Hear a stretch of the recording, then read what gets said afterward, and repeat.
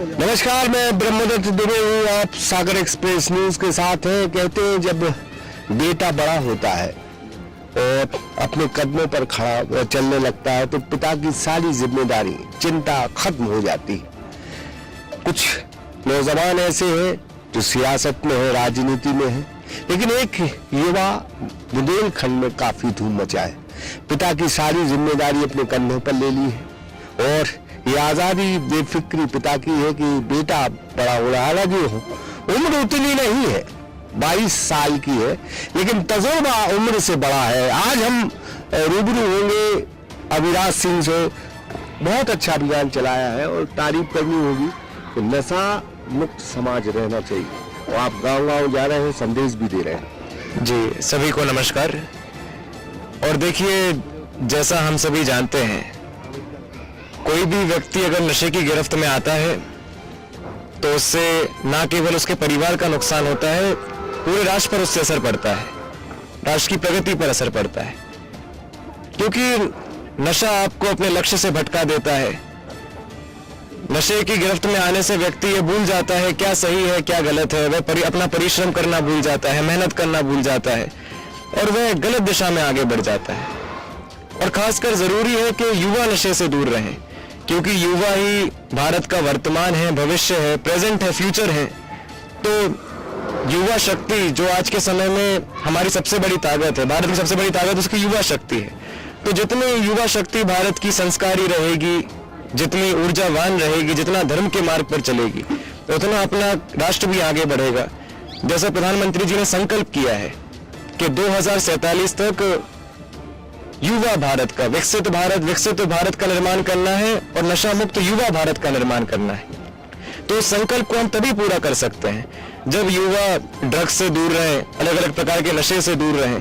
क्योंकि अगर युवा संस्कारी है तो फिर वो राष्ट्र की सबसे बड़ी शक्ति है, और अगर युवा नशे से दूर रहता है तो वह समझता है उसकी जिम्मेदारी क्या है, उसकी रिस्पॉन्सिबिलिटीज क्या है, उसे अपने करियर के लिए कैसे कार्य करना है, उसे अपनी एजुकेशन को कैसे ग्रहण करना है, कैसे शिक्षित बनना है और अच्छी शिक्षा प्राप्त करनी है। तो आज जो हम संकल्प पत्र पढ़ रहे हैं, 3-4 दिन से हमारा ये अभियान जारी है कि हम सभी मुख्यमंत्री जी की सभा के लिए सभी को आमंत्रित करें, लेकिन साथ में सभी युवाओं से संकल्प पत्र के माध्यम से हम ये संकल्प कराएं कि वे नशे से दूर रहें, नशे के विरुद्ध जन जागरण अभियान चलाएं। क्योंकि बहुत सारे ऐसे परिवारजन होते हैं जो नशे की गिरफ्त में आ जाते हैं और उन्हें उसका नुकसान भी पता नहीं होता है। तो हम नुकसान के लिए भी जागृत करें और युवा खासकर नशे से दूर रहें। तो युवा साथी आज संकल्प ले रहे हैं, संकल्प पत्र के माध्यम से हम हर जगह जाके संकल्प युवाओं से करा रहे हैं। वे अपने संपूर्ण जीवन नशे से दूर रहें। अपने मित्रों को अगर कोई नशे की गिरफ्त में आया है तो उसे प्रेरित करें कि वह नशे को त्यागे और नशा मुक्त समाज का निर्माण हो। जितना युवा नशे से दूर रहेंगे उतना अपनी सोसाइटी में अपराध कम होगा, उतना किसी भी परिवार में आर्थिक अस्थिरता कम होगी। और कई बार नशे के माध्यम से आतंकवाद को भी फंडिंग हो जाती है, इलीगल ड्रग्स के माध्यम से, अल्कोहल के माध्यम से कई बार आतंकवाद को फंडिंग हो जाती है। तो हम संकल्प पत्र के माध्यम से हम चाहते हैं कि संकल्प पत्र के माध्यम से सभी युवा संकल्प लेकर और महिलाओं के सम्मान को बढ़ाएं। जितना हम सभी नशे से दूर रहेंगे उतना मातृशक्ति का सम्मान होगा, एक ऐसे समाज का निर्माण होगा जो मातृशक्ति को सम्मान प्रदान करेगा। तो नशे की नुकसान बहुत हैं, उससे समस्याएं बहुत सारी आती हैं, उनको समझकर आज हम सभी युवा यह संकल्प कर रहे हैं। कितने गांव तक हुआ है? देखिए, अभी तक हमने 20 से 25 ग्राम में और अलग अलग वार्ड में हमने संकल्प पत्र पढ़ा है। तो इस रथ के माध्यम से हम इस संकल्प को ले रहे हैं और 3-4 दिन से हमारा ये अभियान निरंतर जारी है और मैं कोशिश कर रहा हूं कि जितने गांव तक हम पहुंच सके पहुंचे। आज हम तेवरी आए हैं तो ऐसे ही आज और सभाएं हैं, अलग अलग ग्राम में सभाएं हैं। इसके बाद कहाँ जाना है फिर? इसके बाद हम खैरा जा रहे हैं। तो खैरा, गंभीरिया, बुजुर्ग, सिंहपुर, ऐसे अलग अलग हमने सूची बनाई है। तो नगदा भी जा रहे हैं। तो हम अलग अलग ग्राम जाकर हम वहां जाकर संकल्प पत्र पढ़वा रहे हैं। जब मैं आपके पिता को बहुत पहले से जानता रहा हूँ। सुर्खी भी चुनाव लड़े, उसके बाद खुले ही लड़े। एक बड़ा अच्छा लाइन है आपके पिताजी को बड़ी फिट बैठती है कि सर झुकाना सीखना पड़ता है लोगों के कदमों में, जमहूरियत में यूं ही हाथ सरदारी नहीं आती। तो जनता में जब आप प्रेम करेंगे, मोहब्बत करेंगे, तभी सरदारी आएगी। कितना जानते हैं आप अपने पिता को? देखिए, पापा जी ने मुझे जीवन में सबसे बड़ा जो एक संदेश दिया है वह है कि विनम्रता सब कुछ है। जैसे आप सभी जानते हैं, अभी रुद्राक्ष धाम में हनुमान जी के दक्षिण मुखी मंदिर की प्राण प्रतिष्ठा होने वाली है। तो हनुमान जी ने भी हम सभी को जो मुख्य संदेश दिया वो है कि विनम्रता सब कुछ है। जीवन में आप जितना भी आगे बढ़ें, जो कुछ भी होता है जनता के आशीर्वाद से, प्रभु की कृपा से होता है। जीवन में आप जहां भी पहुंचते हैं ईश्वर की कृपा से पहुंचते हैं। तो पापा जी ने मुझे यही संदेश दिया कि कोई भी व्यक्ति अपने कर्मों से महान बनता है। कोई भी व्यक्ति ना धन से बड़ा होता है, ना वैभव से बड़ा होता है, ना पद से बड़ा होता है। सभी अपने कर्म से, अपने चरित्र से महान बनते हैं। तो सभी, हर व्यक्ति का सम्मान ये अपने धर्म का भी मूल आधार है कि सभी को सम्मान दिया जाए। भगवान श्री राम ने, श्री कृष्ण ने भी हमें यही संदेश दिया। तो पिताजी ने मुझे यही संदेश दिया। जब भी मैं पब्लिक में जाता हूँ, लोगों से मिलता हूँ, सभी हमारा परिवार ही है, सभी से हमारा पारिवारिक रिश्ता है। तो सभी से जब हम मिलते हैं तो वो हम बहुत कोशिश करते हैं, मैं कोशिश करता हूँ सभी से बहुत विनम्रता से मिलूं।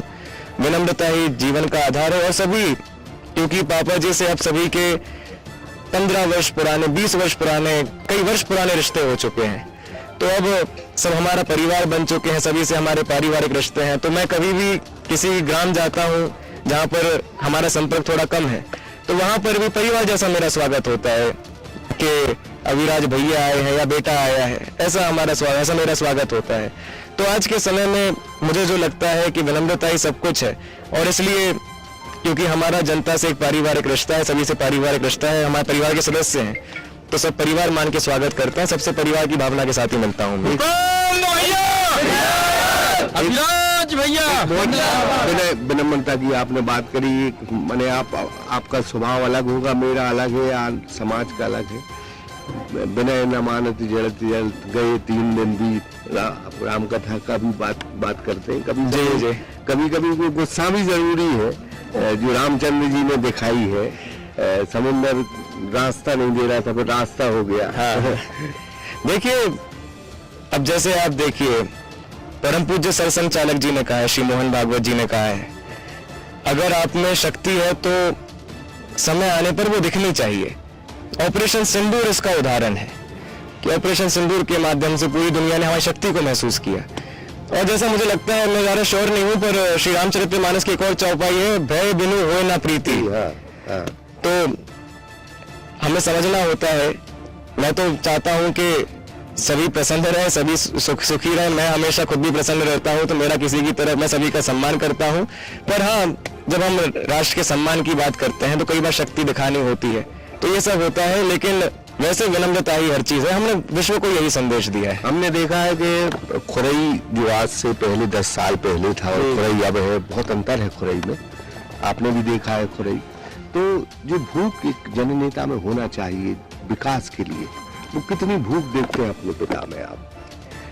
देखिए, राजनीति के लिए विजन और विकास की सोच यह तब आता है जब आप समझते हैं कि राजनीति जनसेवा का सशक्त माध्यम है। राजनीति केवल सत्ता के लिए नहीं है, राजनीति केवल पावर के लिए नहीं है। राजनीति में वही आगे बढ़ते हैं, वही उसमें एक्सेल करते हैं जिनके अंदर यह भावना होती है कि हमें लोगों की सेवा करनी है।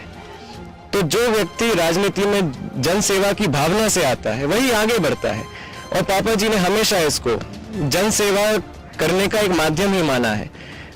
हमने हमेशा यह कोशिश की है हम प्रत्येक व्यक्ति तक पहुंचे, हम सभी के व्यक्तिगत समस्याओं का समाधान करें, हम इन जनरल क्षेत्र का अच्छा विकास करें, पूरे क्षेत्र को डेवलप करें। तो मैं तो ऑफ कोर्स मेरी एज कम है, लेकिन जो परिवारजन यहाँ उपस्थित हैं, हमारे क्षेत्र के परिवारजन उपस्थित हैं, अपनी विधानसभा के परिवारजन उपस्थित, तो उन्होंने देखा है कि पापा जी जो भी करते हैं जनता की सेवा के लिए, जनता को आगे बढ़ाने के लिए, युवाओं को रोजगार के लिए, उसके लिए करते हैं।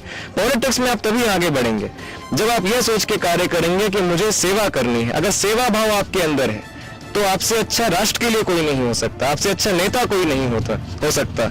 और मेरे पिताजी इसी का एक उदाहरण मैं उनको मानता हूँ। अभी एक अच्छी पहल शानदार शुरुआत की है कि फूल मालाएं न चढ़ाओ, उतना गरीब जी लोगों को, बच्चों को अगर मदद हो जाए, ये भी अच्छी पहल है।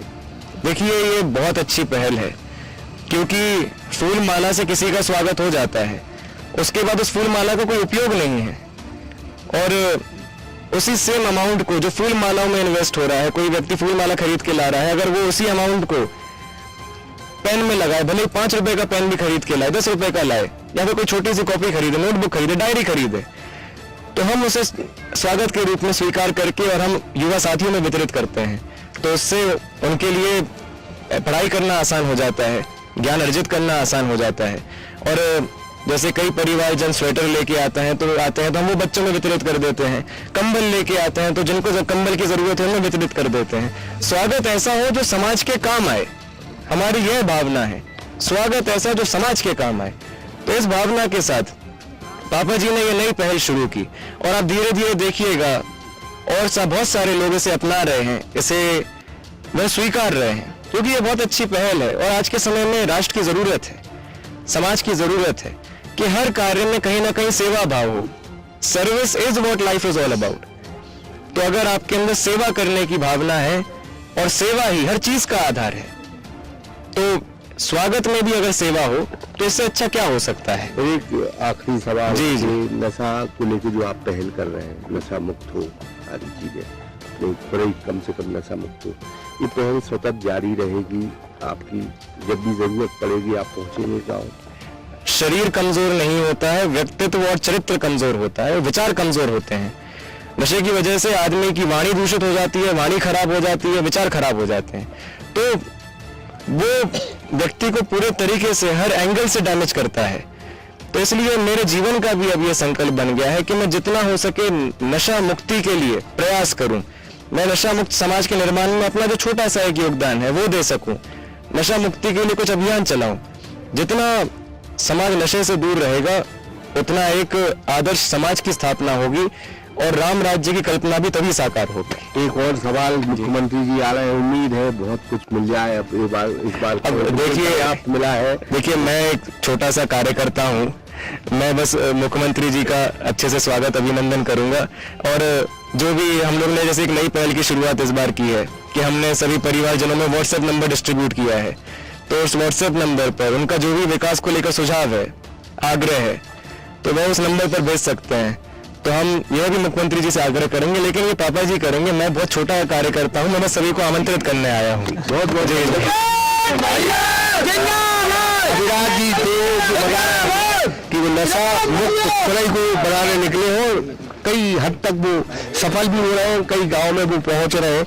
लेकिन बहरहाल उन्होंने जो पिता के बारे में बताया, भूपेंद्र जी ने अपने बेटे अविराज से कहा कि विनम्र बनो, और निश्चित तौर पर एक 22 साल का नौजवान गांव-गांव जा रहा है, विनम्रता की से बातचीत कर रहे हैं, विनम्रता की जो मिसाल पेश कर रहे हैं वो अद्भुत लाजवाब है। 22 साल के इस नौजवान ने कम वक्त में अपने पिता के नक्शे कदम पर चलकर खुरई में ही नहीं बुंदेलखंड में भी लोकप्रियता हासिल की है। पुष्पेंद्र राजपूत के साथ ब्रह्मदत्त दुबे, सागर एक्सप्रेस न्यूज, खुरई। मध्य प्रदेश का बहुचर्चित एवं सागर शहर का सुप्रसिद्ध श्री लक्ष्मी नारायण हॉस्पिटल, जहां मरीजों को साइटिका, स्लिप डिस्क, गर्दन एवं कमर दर्द, नर्व कंप्रेशन, झिंझनी, शून्यपन, गाठियावाद, लकवा, एवीएन एवं जोड़ों के दर्द का बिना ऑपरेशन इलाज उपलब्ध है। Doctor Vikas Parashar and doctor Yashika Parashar. अगर आपको भी संबंधित बीमारियों में ऑपरेशन की सलाह दी गई है तो संपर्क करें Shri Lakshmi Narayan hospital, university road, Pathariya Jar, Sagar, Madhya Pradesh 9893554608।